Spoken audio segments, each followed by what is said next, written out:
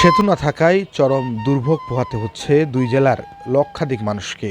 দিনাজপুরের বীরগঞ্জ খানসামা উপজেলার আত্রাই নদীর জয়গঞ্জ আন্তজেলা খেয়াঘাটে সেতু নির্মাণ হলে দিনাজপুরের বীরগঞ্জ খানসামা উপজেলার সঙ্গে ঠাকুরগাঁও ও নীলফামারী জেলার সরাসরি যোগাযোগ স্থাপন হবে। সেতুর অভাবে প্রতিনিয়ত এভাবেই ভোগান্তিতে পড়তে হচ্ছে সাধারণ মানুষকে।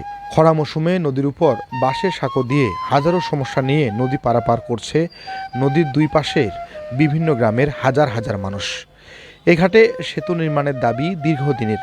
সেতুটি হলেই ঠাকুরগাঁয়ের গড়িয়াহাট, দিনাজপুর জেলার বীরগঞ্জ খানসামা, নীলফামারী সদর উপজেলার নীলসাগর দিঘি, ভবানীগঞ্জ হাটের মানুষের যোগাযোগ ব্যবস্থার উন্নতির পাশাপাশি অর্থনৈতিক উন্নয়নে আরও এক ধাপ এগিয়ে যাবে।